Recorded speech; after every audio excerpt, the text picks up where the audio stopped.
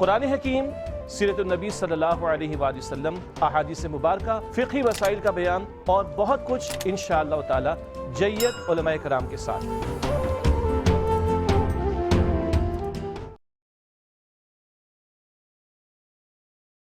اللہ سبحانہ و تعالیٰ کے نام پاک سے آغاز، جو بڑا مہربان نہایت رحم فرمانے والا ہے، اور کروڑوں درود و سلام ہمارے اور آپ کے آقا حضرت احمد مجتبی محمد مصطفیٰ صلی اللہ علیہ وآلہ وسلم پر کہ آپ کی خدمت اقدس میں ہدایہ درود پیش کرنا اہل ایمان کے لیے دنیا اور آخرت میں کامیابی، بھلائی، فلاح، نجات اور بلندی درجات کا ذریعہ ہے۔ اللہم صلی علی سیدنا و مولانا محمد وعلی آل سیدنا و مولانا محمد مبارک وسلم۔ ناظرین محترم، السلام علیکم ورحمۃ اللہ وبرکاتہ۔ میں ہوں آپ کا میزبان محمد رئیس احمد، اور پیش کیا جا رہا ہے پروگرام روشنی سب کے لیے۔ اس پروگرام کے ساتھ الحمدللہ پیر، منگل، بدھ آپ کے ساتھ الحمدللہ مختلف میزبان بھی ہوتے ہیں، مختلف اسکالرز ہوتے ہیں جو مختلف اور متنوع موضوعات پر بات کیا کرتے ہیں۔ آج اس موضوع پر بات کریں گے ہم کہ جس پر بات کی جانی چاہیے۔ آج سوشل میڈیا نے جس طرح لوگوں کی ذہن سازی کی ہے، لوگوں کو بہت حد تک گمراہ بھی کیا ہے، بہت ساری چیزیں ایسی ہیں کہ جسے کاؤنٹر کرنا چاہیے، اس حوالے سے آج بات کریں گے۔ وہ بنیادی چیز کیا ہے جو ہمیں سمجھنی ہے، وہ ہے شریعت۔ شریعت ہے کیا، اس حوالے سے ہم جاننے کی کوشش کریں گے، چونکہ آج ہر شخص کھڑا ہو جاتا ہے، وہ فتویٰ دے دیتا ہے کسی بات پر، کوئی سٹیٹمنٹ دے دیتا ہے، لوگ سمجھ بیٹھتے ہیں کہ جناب جو ہم سن رہے ہیں سوشل میڈیا پر، یا جو ایک سو کالڈ اسکالر کوئی بات کر رہا ہے، وہی اصل شریعت کا حکم ہے جو ہمیں ملا ہے اللہ کی جانب سے، جو قوانین کا مجموعہ اسے شریعت کہتے ہیں۔ تو اس اعتبار سے زندگی گزارنے کے جتنے اصول ہیں اس میں ہمیں مل جاتے ہیں۔ تو وہ اصول واقعتاً کیا کوئی ایک عالم دین بیان کرے گا؟ اس کا منصب کیا ہے؟ شریعت کا مطلب کیا ہے؟ شریعت کے احکامات کیا ہیں؟ اس حوالے سے ہم بات کریں گے۔ کرائٹیریا بھی ہوتا ہے ہر چیز کا، یہ نہیں ہوتا ہر شخص کھڑا ہو کر کسی بھی موضوع پر بات کر لے۔ لیکن بڑی معذرت کے ساتھ میں یہ دیکھتا ہوں کہ کسی شعبے پر کو بات کی جائے نہ کی جائے، دین پر ہر شخص کھڑا ہو کر بات کر دے گا۔ ریڈی والا بھی دین پر بات کرتا ہوا نظر آئے گا، ایک عام آدمی بھی اسی پر بات کرتا ہوا نظر آئے گا، اور ببانگ دہل اپنے فتاویٰ پیش کرتے ہوئے لوگ نظر آتے ہیں۔ تو یہ ایک بہت سینسیٹیو چیز ہے، بڑی ذمہ داری کا کام ہے۔ شریعت ہے کیا، اس کا تعارف ضروری ہے۔ اس کے حوالے سے میں سمجھتا ہوں کہ اس کے حوالے سے جب کلیئر ہو جائے گی بہت ساری چیزیں ہمارے ذہن میں، تو ہمیں یہ اندازہ ہو جائے گا کہ کس کی بات سننی ہے اور کس کی بات نہیں سننی۔ یہ کم از کم انشاءاللہ آج کے اس پروگرام سے آپ کو اندازہ ہو جائے گا۔ ممتاز و معروف عالم دین علامہ لیاقت حسین نظری صاحب ماشاءاللہ قرآن کریم کے حوالے سے جب بات کرتے ہیں، احادیث کریمہ کے حوالے سے جب بات فرماتے ہیں، تو بہت عمدہ کلام فرماتے ہیں۔ تشریف فرمائیں۔ السلام علیکم ورحمۃ اللہ۔ السلام ورحمۃ اللہ وبرکاتہ۔ اور میرے بائیں جانب تشریف فرما ممتاز و معروف عالم دین علامہ مفتی احسن نوید نیازی صاحب ماشاءاللہ کمال عالم دین ہیں، بہت اچھا مطالعہ رکھتے ہیں اور بہت ہی قوی مشاہدہ رکھتے ہیں علوم دینیہ کا اور قرآن و حدیث کے حوالے سے۔ تشریف فرمائیں۔ السلام علیکم ورحمۃ اللہ۔ وعلیکم السلام ورحمۃ اللہ وبرکاتہ۔ اچھا، آپ دونوں کی اجازت سے ہم آغاز کرتے ہیں۔ ابتداً میں یہ چاہوں گا شریعت سے مراد کیا ہے علامہ صاحب؟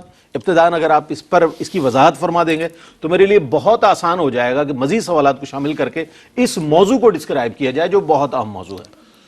بہت شکریہ محترم رئیس احمد صاحب۔ دیکھیں، شریعت کہتے ہیں راستے کو، شریعت کہتے ہیں طریقے کو۔ اللہ تبارک و تعالیٰ نے لوگوں کی رشد و ہدایت کے لیے انبیاء کرام علیہ السلام کو دنیا کے اندر مبعوث فرمایا، کتابیں عطا فرمائیں، صحائف عطا فرمائے۔ آدم علیہ السلام سے لے کر آقا دو جہاں صلی اللہ علیہ وسلم تک جو دین ہے اور جو مذہب ہے وہ تو ایک اسلامی ہے۔ ان الدین عند اللہ الاسلام۔ اور اس کے جو پرنسپل اصول ہیں، عقائد ہیں، نظریات ہیں، اللہ تبارک و تعالیٰ کی وحدانیت ہے، آخرت کے حوالے سے ہے، دوسری چیزوں کا جو ایمان ہے، وہ تقریباً بنیادی اصول اور قوانین ایک ہی ہے۔ لیکن جو وے ہے اور جو راستہ ہے، جو طریقہ ہے جس کو شریعت کہتے ہیں، وہ رب تبارک و تعالیٰ نے مختلف رکھا ہے۔ منہا شرعۃ و منہاجا، شریعت بھی کہتے ہیں، منہاج بھی کہتے ہیں، طریقہ بھی کہتے ہیں۔ شریعت موسوی، شریعت عیسوی، شریعت محمدی، اس کے اندر تغیر و تبدل ہوتا رہا۔ جیسے جیسے انسانی فکر کا ارتقاء ہوتا رہا اور ویسے ویسے ان شریعتوں کے اندر تغیر ہوتا رہا اور چیزیں بہتر سے بہتر اور آگے آگے بڑھتی رہیں۔ اس کے اندر کچھ احکامات جو ہے وہ منسوخ ہوتے رہے۔ اسی طرح کرتے کرتے جو ہے آقا دو جہاں صلی اللہ علیہ وسلم تک جب یہ سلسلہ آیا اور یہاں آ کر ساری چیزیں مکمل ہو گئی، اللہ کی ہدایت مکمل ہو گئی، رب تبارک و تعالیٰ نے جو شریعت، جو دین، جو کتاب عطا فرمائی، قرآن مجید فرقان حمید کے اندر سورہ بقرہ کے اندر بھی شریعت کی چیزوں کو ذکر کیا، لیکن سورہ مائدہ کے اندر جو ہے اس کو مکمل کر دیا۔ جی فرمائیے۔ اچھا، اس میں بھی جیسے شریعتوں کے اندر ارتقاء ہوتا رہا زمانی اعتبار سے، اسی طرح شریعت محمدیہ کے اندر انٹرنل بھی ارتقاء ہوتا رہا۔ انٹرنل کچھ چیزیں جو ہے پہلے ہوتی رہی، مثال کے طور پہ شروع کے اندر شراب حرام نہیں تھی، شراب کا حکم آیا یسألونک عن الخمر والمیسر قل فیہما اسم کبیر ومنافع للناس واسمہما اکبر من نفعہما۔ فرمایا کہ اس کے اندر ضرر بھی ہے، اس کے اندر کچھ فائدے بھی ہیں، لیکن اس کا جو گناہ ہے وہ اس کے منافع سے فائدے سے زیادہ ہے۔ ایک ہلکی سی ترغیب دی لوگوں کو دور کرنے کی۔ پھر فرمایا یا ایھا الذین آمنوا لا تقربوا الصلاۃ وانتم سکارى، نماز کی حالت کے اندر جو ہے وہ شراب نہ پیا کرو۔ پھر آخر کے اندر صراحت ہے کہ انما الخمر والمیسر والانصاب والازلام رجس من عمل الشیطان فاجتنبوا، 3 چیزیں فرمائی۔ فرمایا کہ یہ جو ہے شیطانی عمل ہے، اس سے بچو، اس سے پرہیز کرو اور بالکل دور ہو جاؤ، اور فرمایا کہ تمہیں اس سے بالکل بچنا ہے۔ تو اس طرح شریعت کے خود شریعت محمدیہ کے اندر ارتقاء ہوتا رہا، احکامات آہستہ آہستہ آہستہ آتے رہے۔ پھر آخر کے اندر فرمایا کہ الیوم اکملت لکم دینکم واتممت علیکم نعمتی وردیت لکم الاسلام دینا۔ آج اسلام مکمل ہو گیا، آج شریعت مکمل ہو گئی، آج دین مکمل ہو گیا۔ تو رئیس بھائی، شریعت نام ہے ایک وے کا اور ایک چلنے کا جو رب تبارک و تعالیٰ نے عطا فرمایا۔ اس کے 2 بنیادی پلرز ہیں، وہ ہے قرآن اور حدیث۔ اللہ تبارک و تعالیٰ کی مبارک کتاب اور رسول اللہ صلی اللہ علیہ وسلم کے مبارک فرامین، اور یہ دونوں مستقلاً ہیں۔ ایسا نہیں ہے کہ قرآن ہے اصل اور حدیث پاک اس کی تابع ہے، ایسا نہیں ہے، بلکہ مستقلاً اللہ کے نبی صلی اللہ علیہ وسلم نے فرمایا انی ترکت فیکم الثقلین اولہما کتاب اللہ فیہ الہدی والنور وسنتی۔ فرمایا 2 چیزیں چھوڑ کے جا رہا ہوں، اور اس پر پھر گفتگو کی جائے کہ کئی احکامات ایسے ہیں کہ جو آپ حدیث رسول کے بغیر آپ چل سکتے ہی نہیں ہیں۔ باقی چیزوں کو تو چھوڑ دیں، آپ صرف کہیں، جیسے آپ نے کہا کہ اس وقت جو فتنہ سوشل میڈیا پر ہے، بچوں کو، نوجوانوں کو، نیو جنریشن کو گمراہ کر رہا ہے، ان فتنوں کے اندر ایک فتنہ یہ ہے کہ بھائی چھوڑ دو ساری تفرقہ بازی، واعتصموا بحبل اللہ جميعا ولا تفرقوا، قرآن کو پکڑ لو، بالکل قرآن کو پکڑ لو، لیکن صرف قرآن کو پکڑ کے ہم نماز بھی نہیں پڑھ سکتے۔ اس نماز کا رکوع، اس نماز کا سجود، اس نماز کی ترتیب، اقیم الصلاۃ پہ عمل نہیں کر سکتے، آتوا الزکاۃ پہ عمل نہیں کر سکتے، وَلِلَّهِ عَلَى النَّاسِ حِجُّ الْبَيْتِ مَنِ اسْتَطَاعَ إِلَيْهِ سَبِيلًا، اس کا پتہ ہی نہیں کس تاریخ کو کرنا ہے، کیسے کرنا ہے۔ ہم تو جو بنیادی پرنسپل، اصول اور جو ارکان ہیں ان پر بھی عمل پیرا نہیں ہو سکتے رسول اللہ صلی اللہ علیہ وسلم کی حدیث پاک کو چھوڑ کر۔ جو اس وقت کوشش کی جا رہی ہے، یہ کوشش کیا کی جا رہی ہے؟ دیکھیں نعرہ بڑا پیارا ہے کہ بھائی قرآن کو پکڑ لو، ساری امت قرآن پر متفق ہو جائے۔ مراد یہ ہے کہ لوگوں کو مادر پدر آزاد کر دو، وہ قرآن کی تشریح اپنی مرضی کے مطابق کریں۔ فرمایا شریعت نام ہے قرآن اور حدیث کا، جس طرح قرآن ایک مستقل ہے، وما ينطق عن الهوى ان هو الا وحی یوحى، آقا دو جہاں صلی اللہ علیہ وسلم کے فرامین بھی اس طرح مستقلاً جو ہے وہ شریعت کے 2 بنیادی اصول ہیں، اور اس سے ہم میتھڈ حاصل کرتے ہیں۔ باقی چیزوں کے اندر تو اختلاف ہو سکتا ہے، لیکن قرآن اور حدیث کے اصول اور اصل ہونے اور ماخذ ہونے کے اندر اختلاف نہیں ہو سکتا۔ بہت اچھی بات آپ نے ارشاد فرمائی، ان الدین عند اللہ الاسلام سے آغاز فرمایا آپ نے بہت اچھے انداز میں شریعت کے حوالے سے، جو اس کے ظاہر قرآن و حدیث مل کر جو احکامات ہم تک پہنچتے ہیں وہ شریعت محمدی صلی اللہ علیہ وسلم۔ اچھا، آج کے اس دور میں ایک اور یہ بھی ایک بہت زیادہ عام ہو گئی چیز کہ جو بھی داڑھی والا شخص نظر آتا ہے اسے باشرہ کہا جاتا ہے۔ کیا کرائیٹیریا ہے؟ کیا اسی کو اگر بنیاد بنا لیا جائے تو دیگر مذاہب کے لوگوں کو بھی بڑی ماشاءاللہ داڑیاں، بڑی دراز داڑیاں ہوتی ہیں، مطلب ماشاءاللہ میں نے کہہ دیا معذرت، تو یہ فرمائیے گا کہ کیا یہ کرائیٹیریا کیا فرمائیے گا اسے باشرہ کیوں کہا جاتا ہے؟ بسم اللہ الرحمن الرحیم، صلی اللہ علیہ حبیب محمد وعلی آلہ وصحبہ وبارک وسلم۔ رئیس بھائی بالکل یہ جو آپ نے پوچھا ہے یہ ہمارا عوامی استعمال ہے۔ عوام یہ سمجھتے ہیں کہ جس نے داڑھی رکھ لی تو گویا اب یہ باشرہ ہے، اور جس کی داڑھی نہیں ہے تو وہ باشرہ نہیں ہے۔ تو دیکھیں یہ بات تو ٹھیک ہے کہ باشرہ ہونے کی علامات میں سے ایک علامت داڑھی بھی ہے، کیونکہ ظاہری بات ہے یہ حضور جان عالم صلی اللہ تعالی علیہ وآلہ وسلم کی مبارک سنت ہے، حضور کا مبارک طریقہ ہے، تو حضور کے طریقوں کا نام ہی تو شریعت ہے۔ شریعت جو ہے وہ کسے کہتے ہیں؟ سیدنا محمد رسول اللہ صلی اللہ علیہ وسلم کی راہ، وہ طریقہ واضح۔ کون سا طریقہ واضح؟ سرکار کا طریقہ ہے، وَأَنَّ هَذَا صِرَاطِي مُسْتَقِيمًا فَاتَّبِعُوهُ وَلَا تَتَّبِعُوا السُّبُلَ فَتَفَرَّقَ بِكُمْ عَنْ سَبِيلِهِ۔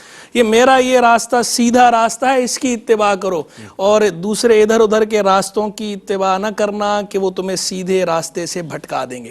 تو یہ سرکار علیہ السلام کا مبارک طریقہ ہے، اس میں تو نو ڈاؤٹ، کوئی دو رائے نہیں کہ یہ بھی باشرع ہونے کی علامات میں سے ایک علامت ہے، لیکن یہ ایک علامت ہے، اسی پر اکتفا نہیں ہے۔ ایسا نہیں ہے کہ جس نے صرف داڑھی رکھ لی تو اب بس داڑھی رکھنے کے نتیجے میں وہ اس بات کا مستحق ہو گیا کہ اس کو آپ یہ ٹائٹل دے دیں کہ یہ باشرع ہے۔ شریعت ہماری جامع ہے، کمپریہنسو ہے، مسجد بھی شریعت کے اندر ہے، بازار بھی شریعت کے اندر ہے، گھر بھی شریعت کے اندر ہے۔ یہ جو دنیا ہے پورا نظم زندگی، پورا نظم زندگی ہے، کمپلیٹ کوڈ آف لائف ہے، مکمل ضابطہ حیات ہے۔ اہدنا الصراط المستقیم، ہمیں سیدھے راستے کی ہدایت عطا فرما۔ وہ صراط مستقیم ہر چیز میں ہے، عبادات میں بھی ہے، معاملات میں بھی ہے۔ تو جب شریعت پوری جامع سب کو گھیرے ہوئے احکام کو کہ یہ جو دنیا ہم نے گزارنی ہے، یہ دنیا حضور جان عالم صلی اللہ تعالی علیہ وآلہ وسلم کی تعلیمات کے مطابق گزارنا، یہ ہے باشرع ہونا۔ تو اب اس کے اندر سب آ گیا، عبادات بھی آ گئیں، اس کے اندر بندے کے قلبی احوال بھی آ گئے، اس کے اندر وہ چیزیں آ گئیں جن کا تعلق ہمارے ظاہر کے ساتھ ہے، وہ چیزیں بھی آ گئیں جن کا تعلق ہمارے باطن کے ساتھ ہے۔ تو احکام جو ہے شریعت کے احکام، کچھ احکام وہ ہیں جن کا تعلق ہمارے ظاہر کے ساتھ ہے، کچھ احکام وہ ہیں جن کا تعلق ہمارے باطن کے ساتھ ہے۔ اگر ایک وقفہ لے لیں، وقفے کے بعد انشاءاللہ حاضر ہوں گے۔ مفتی صاحب یہیں سے اپنے جواب کو کنٹینیو کریں گے، آپ ہمارے ساتھ رہیے۔ جناب آپ کا خیر مقدم ہے، شریعت آج ہمارا موضوع ہے، اور اس پر علامہ لیاقت حسین اظہری صاحب اور علامہ مفتی احسن نوید نیازی صاحب نے ابتدائی طور پر بہت عمدہ کلام فرمایا۔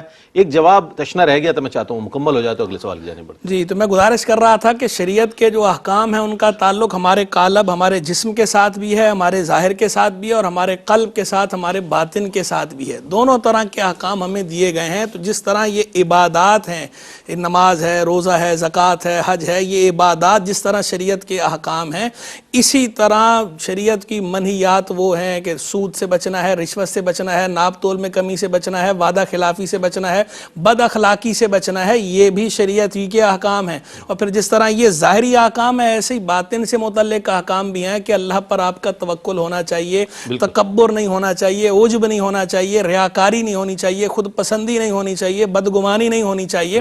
یہ چیزیں وہ ہیں جن کا تعلق قلب کے ساتھ ہے، باطن کے ساتھ ہے۔ تو اگر کسی بندے کا عمل ان ساری باتوں پر نہ ہو، یعنی تمام فرائض و واجبات پر عمل نہ کر رہا ہو، تمام منہیات سے بچ نہ رہا ہو، تو اس وقت تک وہ باشرع کہلانے کا مستحق نہیں ہے۔ باشرع از ایکول ٹو مسلمان، کامل ایمان، کامل الایمان۔ جو کامل الایمان ہے وہ ہے باشرع۔ تو باشرع صالح مومن، نیک مومن، نیک ایمان والا۔ تو نیک تو وہی ہے کہ جو اللہ کے احکام ہیں، فرائض و واجبات، کم از کم ان تمام فرائض و واجبات پر عمل کر رہا ہو، اور جتنے محرمات ہیں ان تمام محرمات سے، منہیات سے بچ رہا ہو، چاہے ان کا تعلق قلب سے ہو، چاہے ان کا تعلق قالب کے ساتھ ہو، ظاہر کے ساتھ ہو۔ ظاہری اور باطنی دونوں طرح کے گناہوں سے بچنا ہے۔ قرآن مجید فرقان حمید کے اندر اللہ تعالیٰ نے فرمایا ذرو ظاہر الاثم و باطنہ، گناہ کے ظاہر اور باطن سے بچو۔ تو مفسرین یہاں دو تفسیریں کرتے ہیں اس کی، فرماتے ہیں اس کے دو پہلو ہیں۔ ایک پہلو تو یہ ہے کہ گناہ سے بچو، علانیہ بھی اور پوشیدہ بھی، کہ نہ خلوت میں کرو نہ جلوت میں کرو۔ اور دوسرا پہلو یہ ہے کہ گناہ سے بچو، ظاہری گناہ سے بھی بچو، باطنی گناہ سے بچو، یعنی جن گناہوں کا تعلق ظاہر کے ساتھ ہے، قالب کے ساتھ ہے، ان سے بھی بچو، اور جن گناہوں کا تعلق قلب کے ساتھ ہے، باطن کے ساتھ ہے، ان سے بھی بچو۔ تو داڑھی رکھنا اچھی بات ہے، لیکن داڑھی رکھنے کا مطلب یہ نہیں کہ اب آپ نے داڑھی رکھ لیا تو آپ کہیں کہ اب آپ کو ناپ تول میں کمی معاف ہو گئی، یا آپ کو چکر دینا معاف ہو گیا، آپ کو فریب دینا معاف ہو گیا، یا آپ کو بد اخلاقی معاف ہو گئی، یا آپ کو سود لینا دینا معاف ہو گیا، یا آپ کو رشوت لینا دینا معاف ہو گیا۔ داڑھی رکھ لی تو یہ چیزیں آپ کو معاف نہیں ہوئی۔ داڑھی رکھنے کے بعد تو آپ زیادہ ذمہ دار ہو گئے، آپ کو زیادہ ذمہ داری کا مظاہرہ کرنا چاہیے۔ اور یہاں میں یہ بھی کہوں گا کہ بعض لوگ جو داڑھی والے کو دیکھ کر، کسی اس کی برائی کو دیکھ کر جب یہ کہنا شروع کر دیتے ہیں نا کہ دیکھیں داڑھی والے ایسے ہوتے ہیں، تو یہ بھی غلط بات ہے۔ اس کی بھی تصحیح ہونی چاہیے کہ ایسا نہیں کہنا چاہیے۔ کوئی ایک داڑھی والا اگر غلطی کرتا ہے یا چند داڑھی والے غلطی کرتے ہیں تو اس کا مطلب یہ نہیں ہے کہ داڑھی سارے ایسے ہیں یا داڑھی والے غلط ہیں، بلکہ اس کا مطلب یہ ہے کہ جو غلط لوگ ہیں ان بعض غلط لوگوں نے داڑھی رکھ لی ہے، چور نے داڑھی رکھ لی ہے، داڑھی والا چور نہیں ہے۔ یعنی داڑھی کو ہٹ نہ کریں کہ داڑھی جو ہے یہ سرکار کا طریقہ ہے، سنت ہے، اس شاعر دین میں شامل ہے، اس کی عظمت ہمارے دل کے اندر ہونی چاہیے. اس کا استخفاف کرنا یا اس کی توہین کرنا کفر ہے. لیکن یہ بھی بتا دوں اگر کوئی اس طرح کا جملہ بولتا ہے تو ٹھا کر کے اس پہ کفر کا فتویٰ نہیں لگا سکتے, کیونکہ جب تک اگلے کی نیت داڑھی کی توہین کی نہ ہو اس وقت تک یہ کفر نہیں. اور جو جملہ بعد وقت اگلا بول رہا ہوتا ہے مقصود داڑھی کی توہین کرنا نہیں ہوتا, مقصود اس بندے کی تنقیص ہوتا ہے. تو اس لیے کفر باریک معاملہ ہے, اس طرح کفر کے فتوے تو نہیں لگانے چاہیے, لیکن ہم یہ بتا رہے ہیں کہ ڈرنا بھی چاہیے بولنے والوں کو کہ کیا پتہ کون سا کلمہ ایسا ہمارے منہ سے نکل جائے جو رب کی ناراضی کا باعث ہو, جو دائرہ اسلام سے ہمارے خروج کا باعث بن جائے. تو ہمیں محتاط ہونا چاہیے اپنے قول کے اندر بھی, اپنے فعل کے اندر بھی. کیا بات, کیا بات. اچھا, کیا شریعت کا اختیار کسی عالم یا پیر کو بھی ہے؟ آج ہم یہ دیکھتے ہیں کہ جو کچھ دیکھا جا رہا ہے, دکھایا جا رہا ہے, ہم الحمدللہ اللہ والوں کے چاہنے والے اور ان کی محبت کرنے والے ہیں. ARYQ TV پر اہل اللہ کے حوالے سے بہت زیادہ ڈاکومنٹریز آپ دیکھتے ہیں, آراز دیکھتے ہیں اور بہت سارے پروگرامز دیکھتے ہیں الحمدللہ.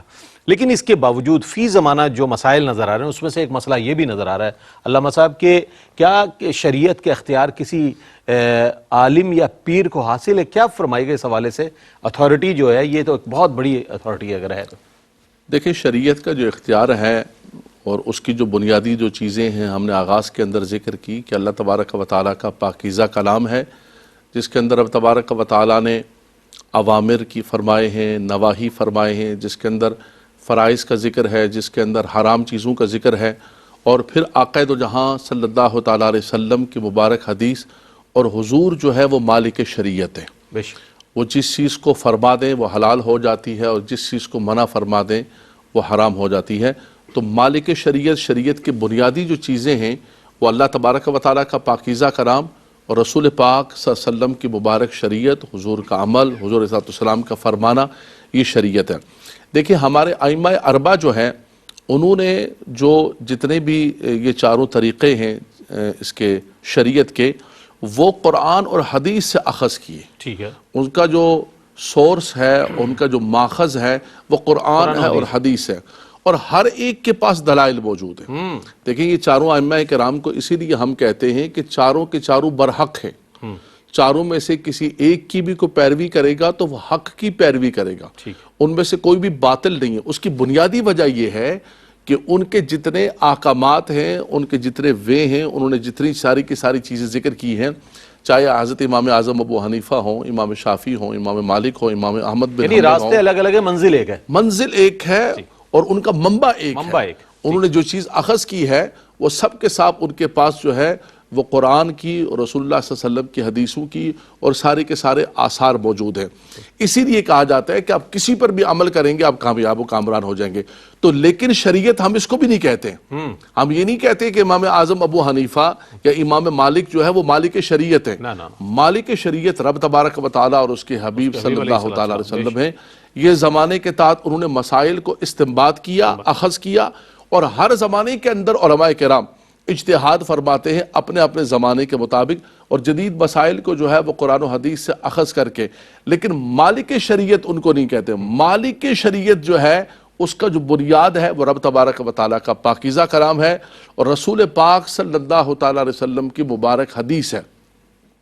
اور وہ جس کو فرما دیں وہ حلال ہو جاتا ہے, اور وہ جس کو حرام فرما دے تو وہ حرام ہو جاتا ہے.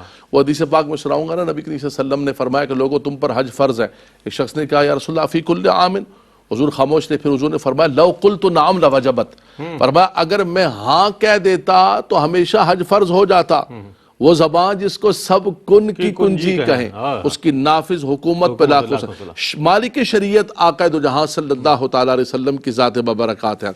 ائمہ کرام ہوں, مجتہدین کرام ہوں, اور قیامت تک جو ہے علماء کرام قرآن و حدیث سے مسائل کو اخذ کرتے رہیں گے.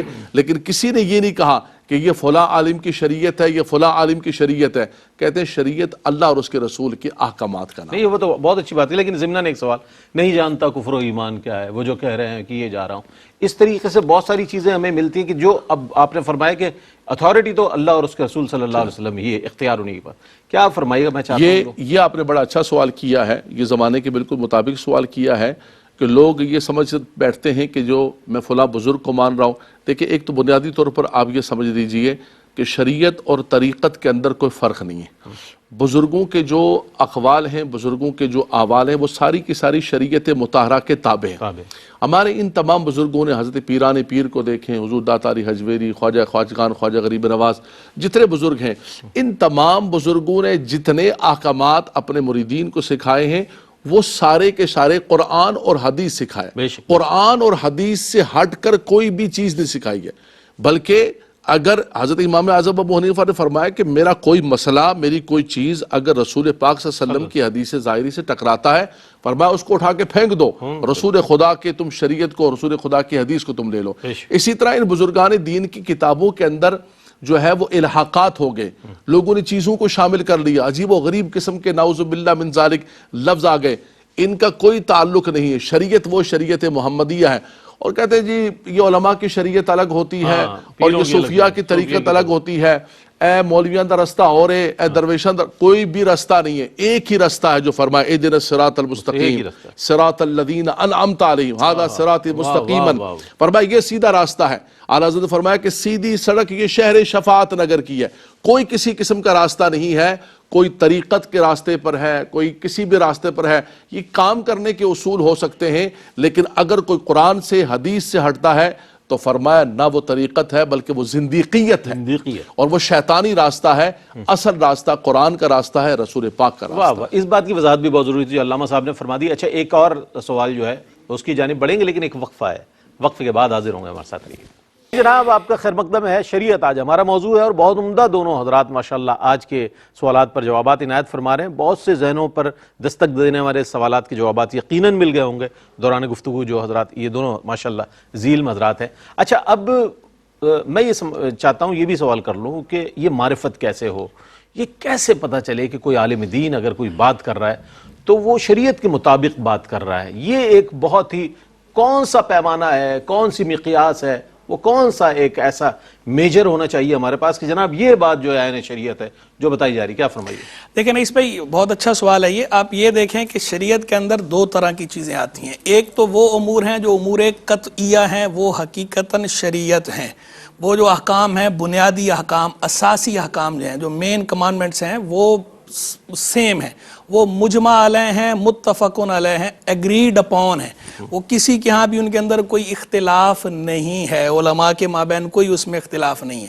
وہ جو امور قطعیہ کی بات ہے وہ تو عام مسلمان بھی سن کر بظاہر جان ہی جاتا ہے کہ یہ بات جو ہے. تو ایگریڈ اپون باتوں کے اندر تو وہ کسی عالم کی بات بھی سنے گا تو وہ سیم ہوگی، فرق نہیں ہوگا.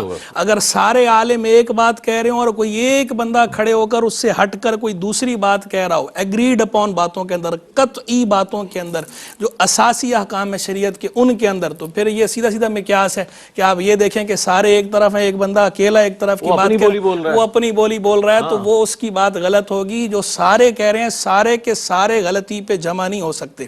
غلطی ہو سکتی ہے بہت سے لوگوں سے، لیکن ایسا نہیں ہو سکتا کہ سارے عالم جو ہے وہ غلط بات پہ جمع ہو جائیں، سارے ڈٹ جائیں. غلطی پہ نہیں. یہ سرکار کی امت ہے، سرکار کی امت کو یہ فیض ہے سرکار علیہ السلام کا کہ سارے عالم کبھی غلطی پر جمع نہیں ہوتے. تو جو قطعی احکام ہیں، اساسی احکام ہیں شریعت کے، وہ تو ایگریڈ اپون ہیں. ان کے اندر تو معیار یہ سیدھا سیدھا ہے. اب آ جائیں دوسرے وہ امور جو ظنی امور کہلاتے ہیں. ظنی امور کے اندر یہ ہوتا ہے کہ ائمہ کا اپنا اپنا اجتہاد اور استنباط ہوتا ہے. ان کے اپنے اصول و ضوابط ہیں، ان کی روشنی میں انہوں نے ایک حکم سمجھا ہوتا ہے. یعنی ہوتے وہ بھی شریعت کے اندر ہیں، لیکن وہ شریعت کے اندر ان معنوں پر نہیں ہے کہ وہ ان ائمہ کے قول کو شریعت کہہ دیا جائے، بلکہ وہ ان ائمہ کا فہم ہے شریعت کا. شریعت تو کتاب و سنت ہی کی بات ہے، لیکن کتاب و سنت کی بات کی ایک انڈرسٹینڈنگ ہے، ایک اس کا فہم ہے. تو یہ جو ائمہ ہیں نا، امام اعظم حنیفہ رحمہ اللہ ہوں، یا امام مالک ہوں، یا امام شافعی ہوں، یا امام احمد بن حنبل ہوں، یا دیگر ائمہ، یہ ان کی ایک انڈرسٹینڈنگ ہے، ان کی ایک رولنگ ہے، وہ ایک میتھڈ ہے، اصول و ضوابط ہیں. اس کی روشنی میں وہ ایک فہم ہے ان کا کتاب و سنت کا. کسی مسئلے کو وہ استنباط کرتے ہیں، عکس کرتے ہیں، اس میں اجتہاد کرتے ہیں. تو ان امور کے اندر اختلاف ہوتا ہے. یہ امور اجتہادی ہیں، اجتہاد کے اندر اختلاف ہوتا ہی ہوتا ہے. ان کے اندر جو بات یہ ہوتی ہے کہ آپ جس فقہ کو، جس مکتب فکر کو فالو کر رہے ہیں، عام آدمی کے لیے جو خود صاحب نظر ہے، خود اجتہاد کی صلاحیت رکھتا ہو، وہ تو دلیل کی بنیاد پر باتوں کو اخذ کرے گا، دلیل کی بنیاد پر پرکھے گا. لیکن جو خود صاحب نظر عالم نہ ہو، جیسا کہ اکثریت عوام کی اکثریت کی بات ہو رہی ہے کہ وہ ظاہری بات ہے نہ ان کے پاس اتنا وقت ہوتا ہے، نہ انہوں نے پراپر اس سے گو تھرو ہوتے ہیں، نہ اس سے وہ گزرے ہوئے ہیں، نہ انہیں ان چیزوں کی باریکیوں کا پتہ ہے. تو عوام کے لیے کیا ہے کہ وہ ان میں سے کسی ایک کو فالو کریں. تو اب جب کسی ایک کو فالو کرنا ہے تو اس کے اندر آپ دیکھ لیں کہ جو علماء ہیں اس مکتب فکر کے، جیسے اگر حنفی ہیں، جیسے ہمارے برے صغیر پاک و ہند کے اندر حنفی اسکول آف تھاٹ ہے، تو حنفیہ کے اندر ہاں بہت سارے علماء حنفی علماء، ہم سارے بھی حنفی ہیں، میں بھی حنفی ہوں، علماء صاحب بھی یہاں بھی جو آتے ہیں حنفی علماء دیگر آتے ہیں. تو اب آپ کو ان علماء میں کسی بات میں اختلاف، ایک بات یہ سارے عالم ایک ہی جیسی کہہ رہے ہیں تو یہ تو ٹھیک ہے کہ صحیح ہے، یہ شریعت کے مطابق ہے، اور کوئی اس کو کاؤنٹر کرتا ہے اگر جی بلا وجہ کاؤنٹر، وہ اس کی بات غلط ہوگی، اسی کو رد کیا جائے گا. لیکن اگر کسی مسئلے میں کسی بات میں ان حنفی علماء کا آپس میں اختلاف ہو جائے کہ ایک عالم کچھ کہہ رہا ہے، دوسرا عالم کچھ کہہ رہا ہے، اس کے اندر حکم یہ ہوتا ہے کہ یہ مسئلے میں توسع ہوتا ہے، شریعت نے اس کے اندر توسع رکھا ہے، اس طرح کا جو اختلاف رائے ہے اس کو رحمت قرار دیا ہے. اس کے اندر اب حکم یہ ہے عوام کے لیے کہ آپ کو جس عالم دین پہ زیادہ اعتماد ہے اس کی بات کو آپ اخذ کر لیں، جس کو آپ علم اور تقوی میں سمجھتے ہیں، اوتھینٹک سمجھتے ہیں، اس کی بات کو لے لیں، لیکن دوسرے پر تان و تشنیع کی اجازت نہیں، دوسرے کی تنقیص کی اجازت نہیں. آپ کو ایک پر اعتماد زیادہ ہے، آپ اس کی بات اخذ کر لیں، لیکن دوسرے کی تان و تشنیع دوسرے پر نہ کریں، تحقیر نہ کریں، تنقیص نہ کریں. پھر اس کے اندر بھی یہ نہ ہو کہ آپ کو اس عالم کی بات جو ہے اس کے اندر آپ کے نفس کی لذت کا پہلو ہے تو آپ اسی لیے لے رہے ہیں، دوسرے والے کی بات آپ کو لگ رہی ہے کہ ذرا یہ سخت ہے، میرا اس پر عمل نہیں کر پاؤں گا تو آپ اسی لیے لے رہے ہیں. نہیں، یہ اتباع ہوا ہے، یہ نفسانی خواہش کی پیروی ہے، اتباع شرع نہیں ہے. آپ اعتماد جس پر کر رہے ہیں شریعت کی نظر میں، شریعت سمجھ کر آپ اسٹینڈرڈ شریعت ہے، اسٹینڈرڈ لچھے دار تقاریر نہیں ہے. آپ بالکل آپ یہ سمجھ کر اگر کر رہے ہیں نا کہ بھائی ان پر مجھے اعتماد زیادہ ہے، ان کی بات مجھے لگ رہا ہے کہ زیادہ اوتھینٹک ہے تو چلے گا. لیکن اگر آپ صرف اس لیے لے رہے ہیں کہ نہیں اس میں میرے نفس کی تسکین زیادہ ہے یا یہ آسان زیادہ ہے تو میں اسی کو ہی لوں گا بات کو، تو یہ اتباع ہوا ہے. اتباع ہوا سے نفسانی خواہشات کی پیروی سے منع کیا گیا ہے، شریعت کی بات پر عمل کرنا ہے، نفسانی خواہشات پہ نہیں کرنا. اور رہ گئی بات جو ہے وہ یہ کہ جو بعض حضرات کا یہ کہنا کہ بھئی یہ طریقت الگ ہے، شریعت الگ ہے، تو سارے اہل طریقت کے بڑے پیشوا جو ہے سید الطائفہ جنید بغدادی رحمہ اللہ، انہوں نے فرمایا الطرق کلھا مسدودہ علی الخلق الا من اکتفى اثر الرسول علیہ الصلوۃ والسلام. راستے سارے کے سارے بند ہیں سوا اس کے کہ جو سیدنا رسول علیہ الصلوۃ والسلام کے نشان قدم کی پیروی کرے. تو سرکار کے نشان قدم کی پیروی کرنا یہ کس نے فرمایا؟ سارے صوفیوں کے سردار سید الطائفہ جنید بغدادی، غوث پاک سید الاولیاء سیدنا شیخ عبد القادر جیلانی قدس سر ربانی فرمایا طیر الی اللہ بجناحی الکتاب و سنہ، اللہ کی طرف پرواز کرو کتاب و سنت کے دو پروں کے ساتھ. تو معیار کتاب و سنت ہے، سارے اجلہ صوفیاء نے بھی یہی فرمایا ہے اور اجلہ علماء نے بھی یہی فرمایا. کیا بات، کیا کہنا، معیار ذات سید ابرار ہی رہے. شعر یاد آ گیا، معیار ذات سید ابرار ہی رہے، چاہے کسی اصول کی تعریف کیجئے، اچھائیوں کی آخری تعریف ہے یہی، اللہ کے رسول کی تعریف کیجئے. اچھا یہ فرمائیے گا حضرت، اب خلاف شرع امور کے حوالے سے ہم جاننا چاہیں گے اس سے کیا مراد ہے. خلاف شرع امور شریعت کے برخلاف جو کام ہے آسان کر دیا میں نے آپ تمام کے لیے، کیا فرمائیے گا وہ کون سے؟ دیکھیے خلاف شرع امور جو ہے شرع کی باقاعدہ طور پر قرآن کے اندر اور حدیث پاک کے اندر، اور جیسے مفتی صاحب نے بہت خوبصورت وضاحت فرمائی کہ ائمہ اربعہ نے اس کو جو ہے الگ کر کے ذکر فرما دیا اور اس کو متعین کر دیا کہ دیکھیں یہ اللہ تبارک و تعالیٰ کی طرف سے اوامر ہے، حکم دیا گیا ہے اور ان چیزوں سے منع کر دیا گیا باقاعدہ طور پر. اور پھر منع جو ہے کبھی کبھی ایسا ہوتا ہے کہ کوئی چیز ظاہری طور پر ہے، قطعی طور پر ہے، کوئی چیز اشارۃ النص سے اور جو ہے وہ اشارۃ النص کے ذریعے، دلالت النص کے ذریعے سمجھ آ رہی ہے، اس کو ائمہ کرام نے واضح کر دیا. اب ہر آدمی کا کام نہیں ہے کہ وہ بیٹھ کر کہے کہ یار میں دین تو کسی کی ٹھیکیداری نہیں ہے، یہ مولوی ٹھیکیدار بن کے بیٹھ گئے، ہم خود جو ہے اردو بازار سے ایک ڈکشنری لیتے ہیں، قرآن کی آیت لیں گے اور یہ اردو ترجمے بالکل موجود ہیں اور میں بیٹھ کر خود متعین کروں گا کہ کون سی چیز ہے کون سی چیز نہیں ہے. ایسا نہیں ہے. یہ ایک لوگوں کو مادر پدر آزاد کرنے والی بات ہے. وہ جو آغاز کے اندر آپ نے کہا نا سوشل میڈیا پر اس وقت ایک طوفان مچا ہوا ہے، جی بالکل. کوشش یہ کی جا رہی ہے کہ لوگوں کو علماء سے دور کیا جائے، بالکل ایسے ہی لوگوں کو بحراب و منبر متنفر کیا جائے، متنفر کیا جائے، متنفر کیا جائے، بالکل صحیح فرمایا، تحقیر کی جا رہی ہے ان کی، تحقیر بڑے بڑے توہین کی اکابر جا رہی اور ہے، سلف صالحین جو ہمارے، اور کہا کیا مولویاں دے چگڑے مکدے نہیں، مولویاں دے چگڑے اترے نہیں۔ میں ایک مرتبہ ایک جگہ سفر کر رہا تھا، ایک بندہ مجھے ڈرائیور ملا، میں نے اسے کہا بھئی کیا کرتے ہو، کچھ کام اس نے بتایا، وہ کام صحیح نہیں تھا، کہ لگے مولویاں دے چگڑے بڑے نہیں، بندہ کنوں عمل کرے؟ میں نے کہا میری بات سنو، میں نے کہا یہ کسی کا یہ تو اختلاف نہیں ہے کہ جھوٹ بولنا حرام ہے، جیسے علامہ صاحب نے فرمایا سود کے بارے میں کسی اختلاف تو نہیں، میں نے کہا جھوٹ سے قطعی طور پہ تم بچتے ہو؟ یہ لوگوں کو خراب کرنے کا اور اپنے ہوائے نفس اور سوشل میڈیا پر بیٹھ کر بچے ہیں، کچے ذہن ہیں ان کے، ایک جدید زبان، جدید اصطلاح، اور انہیں میسر ہے یہ سب، اور انہیں سب کچھ یہ میسر ہے، بچوں کو خراب کیا جا رہا ہے کہ بھائی یہ اتنی لوگوں نے شریعتیں بنائی ہوئی ہیں، مولویوں نے اپنے گھر کا دین بنایا، آؤ ہم تمہیں ایک بالکل جو نہ بتاتے ہیں۔ یہ نعرہ بڑا پیارا ہے، لوگوں کو گمراہ کرنے کا بڑا طریقہ، اور اصل مقصد یہ ہے کہ ان کو 14 صدیوں سے ایک تسلسل جو چلا آ رہا ہے، دیکھیں اختلاف ہو سکتا ہے، اختلاف امتی رحمت، بالکل رحمت ہے، اور اختلاف کی بنیاد ائمہ کرام کے جتنے اختلافات ہیں آپ دیکھیں کہ ان کے اختلافات کی بنیاد کیا ہے، ان کی اختلافات کی بنیاد قرآن و حدیث ہے۔ حضرت امام شافعی امام اعظم ابو حنیفہ کے مزار پر تشریف لے جاتے ہیں، آپ کا عقیدہ یہ ہے کہ رفع یدین کیا جائے، امام صاحب رفع یدین نہیں کرتے، آپ فرماتے ہیں آخر کے اندر حضور نے رفع یدین نہیں کیا، دونوں کے پاس دلائل موجود ہیں، لیکن امام شافعی فرماتے ہیں مجھے حیا آتی ہے، میں امام صاحب کے پاس آیا ہوں اور میں اپنے مسلک پر عمل کروں۔ اس کا مطلب ہے کہ آپ دیکھیں اختلاف و امتی رحمتن ہے، لیکن احترام دیکھیں، محبت دیکھیں، پیار دیکھیں۔ آج کیا شو کیا جا رہا ہے؟ 14 صدیوں کا وہ سارا کچھ ہٹا کے لوگوں کو مادر پیدر آزاد کر دو، بچوں کو جو ہے علماء سے، دین سے، اور جتنے سارے ائمہ کرام ہیں وہ سارا نہیں چھڈو، اے تے شے کوئی نہیں، اسی تانوں نواں لے کے دساں گے، اسی تانوں نواں دین چونچوں دا مربع لے کے دیں گے۔